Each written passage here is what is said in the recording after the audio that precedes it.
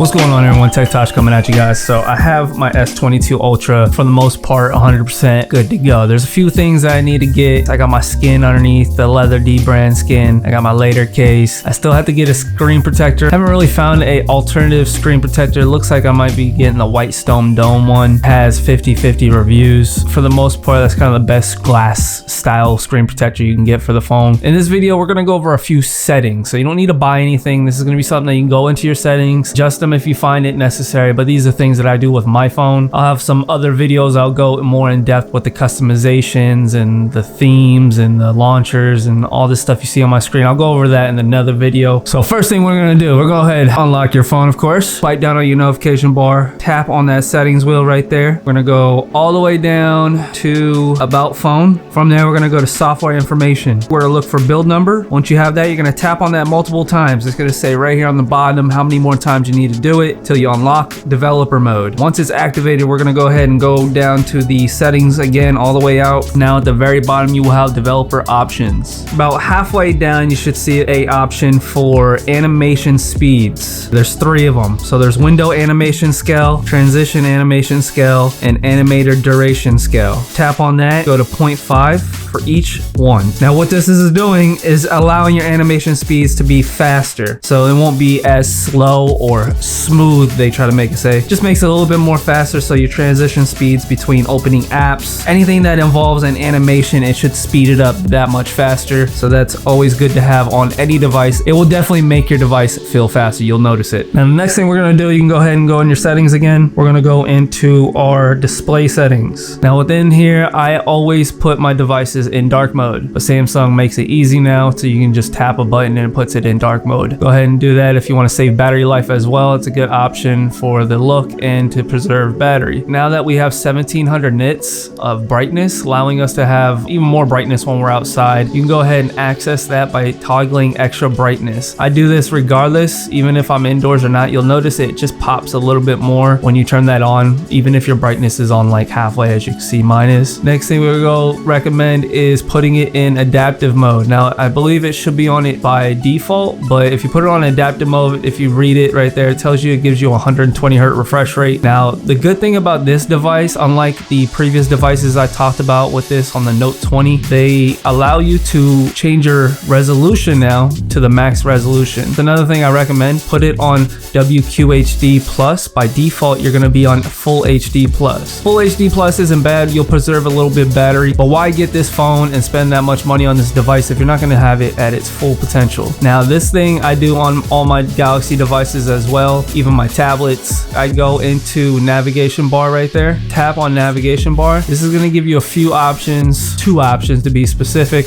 buttons or swipe gestures. I always have it on swipe gestures. It just gives you a little bit more real estate. As you can see, I don't even have a dock, but I definitely don't have any buttons for the back, home, or recent apps. Mine are just swipes. So as you can see, if I swipe to the right, you can see all the recent apps. Just makes it look a lot cleaner to me personally, especially how I have my phone set up. I don't like having a dock either. I have it all in folders. As you can see, I got my system apps here, my phone, my raw camera, messages, phone, Play Store, web browser. Anything else I need as far as like other stuff, as you can see, I got it assigned to my quick tabs right here to the left. How I have this all set up, I'll talk about that in another video. My point being, as having swipe gestures just makes it a cleaner look. Now if you want to get a little more nerdy with it, you can go ahead and change it from there. If you want swipe gestures to be on the sides rather than on the ends, you can do that. I don't do that, but again, check that out if you want to do that. Now as I showed you previously when I was showing you the home screen, how I have that edge panel right here. As you can see, I have my extra apps. You can enable that right here, edge panel, turn that on. You can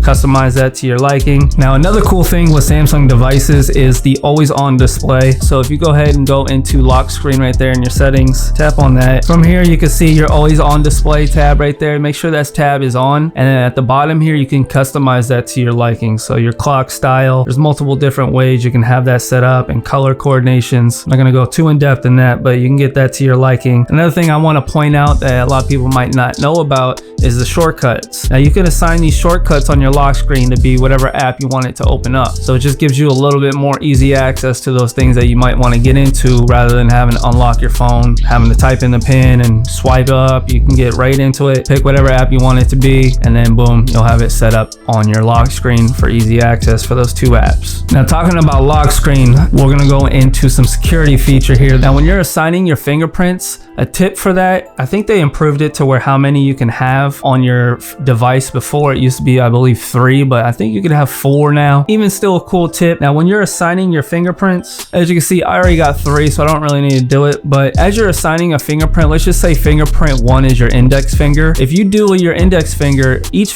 position you do, use your other index finger as well. So as you're doing it, you just use each finger for every other swipe. As it tells you, keep changing the orientation, keep it the same finger. So if you're using your index finger on your left hand, use it on your right hand as well. And same thing with your thumbs. So if your second finger is your thumb, if you're using it for your left thumb, use your right thumb as well. It saves you having to do it twice for each finger, and it works just as well. I've had no issues. I've done it for each one of my index fingers and my thumb. Never had any errors or any issues getting into my phone. So that's just kind of a quick tip for you. Now, the next thing I recommend is if you go into advanced features, go ahead and tap on motions and gestures. From here, there's a few things that people like to activate. Me personally, I don't like to have lift to wake on, but a lot of people like to have that on. So when you just pick up your phone from having it on the table, it'll go ahead and turn on for you. What I like personally is having double tap to turn on the screen and double tap to turn off the screen. So that way, if I'm picking up my phone just to put it in my pocket, I don't want it to turn on because I have my always on display always on anyways, so I don't need my phone to turn on. So if I want my phone to turn on, I can just go ahead and pick it up and double tap it, and as you can see, it turns on. Obviously you gotta unlock it, but I like that rather than lift to wake up, especially for me being left-handed. When I pick up the phone, the power button is over here. Obviously I got bigger hands, so I can reach it with my middle finger, but sometimes if you're doing something, it's just a little uncomfortable to do that. So if you go ahead and double tap, boom, you can go ahead and unlock it easy. Now, this next adjustment, there's 2 ways to access this. There's a quick way, and then there's a little bit longer way, but you could kind of change a few things. The quick way is if you go ahead and swipe down again at the top to access your quick panel. If you swipe over, you should see on the second tab, at least for me, Dolby Atmos right there on the bottom. Make sure that's checked on. Once that's checked on, it should make your audio a little bit better, especially if there's anything that uses Dolby Atmos. You'll have it automatically enabled. Now, the manual way to get to it, you're going to go into your settings tab, go into sounds and vibrations. If you scroll all the way down, you'll see sound quality and effects. From sound quality effects, you'll see Dolby Atmos right there. Go ahead and make sure Dolby Atmos is checked on, and also make sure it's checked on for gaming. Now, if you want to adjust it, maybe get a little more customized with it, you can go into auto, movie, music, or voice for the EQ for Dolby Atmos. You can also go ahead and access the equalizer here. You can go ahead and custom and adjust it to your liking, but I haven't done that yet, so I just keep it on normal. Now, another thing, when you go ahead in your settings and you go ahead and you go into advanced features, if you scroll down here, you'll see side keys. This is customizable and personal preference to each person, but I have my double tap, which is your power button, set to flashlight. You can have it set to whatever app you want it. So if you tap that settings wheel there, you can pick whatever app you want to open when you double tap your home button to make things quick and easy for you. There's a lot of things you could do to make it easier to open up the apps, especially having a bigger screen. It's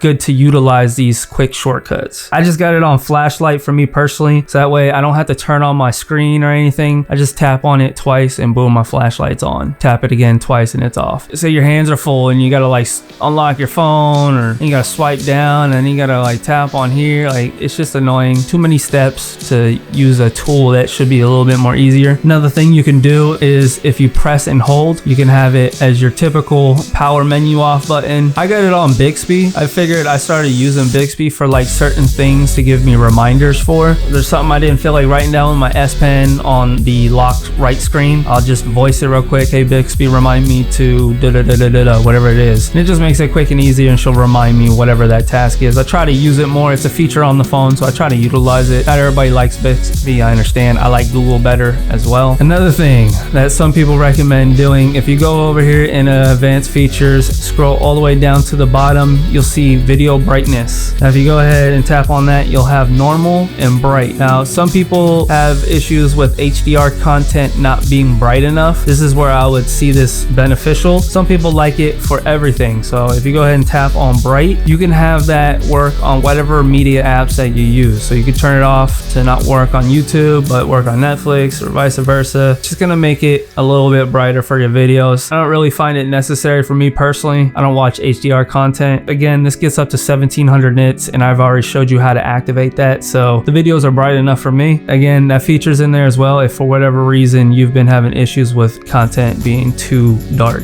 Now the last tip for this video, this is something that I'm new to. I haven't seen this in any of my previous devices. This is something that got brought to my attention on this device. Now, I'm gonna show you the easy way to get to anything on your settings rather than what we were previously doing. You see right here on the top right, you got a search wheel. So everything I showed you, you can go ahead and search it and it will pull it right up. But for this one, we're gonna make it easy and we're gonna search it. So on here, you're gonna search for RAM Plus. You can just search RAM and it's gonna pull it up right there. As you can see, RAM Plus. Go ahead and tap on that. It's gonna do a scan on your RAM. You can go ahead and see your information just for the audience. There's my information. I got 7 gigabytes out of 12, and then I can optimize it and get 2+ gigs. So why not? Let's just optimize it. What I want to show you is this right here at the very bottom, RAM Plus. As you can see, I got mine set to 8 gigabytes. You have the option to do 2, 4, 6, and 8. I'm going big. I'm using 8 gigabytes. What this essentially does is use 8 gigabytes of my storage to be utilized as RAM. What that's going to benefit is your multitasking needs. So for instance, for whatever reason, if you're someone who opens up a lot of apps, let's just say you want to get to this very last app and it has to reload. Well, because it's having to reload, it's because it doesn't have enough RAM to hold that memory of where you last started off. So to avoid that, what you want is to have more RAM. And to fix that issue, essentially 12 gigabytes, what this phone has, is more than enough. But if you have virtual RAM, use it. Why not? I'm not going to use all my memory, so I got it set to 8 gigabytes. So essentially you have virtually 18 gigabytes of RAM, which is crazy. It's there if you need it. If your phone don't need it, whatever, it's optional. Check it out. I recommend it. Now, if you're interested in how I got my phone set up, some of the widgets I use, the themes, the launchers I have to allow me to get custom apps, go ahead and hit that subscribe button so that way you'll get notified when I upload that video. I also have a video on my case unboxing and who it's from. I'll have that link down below as well. Another video coming out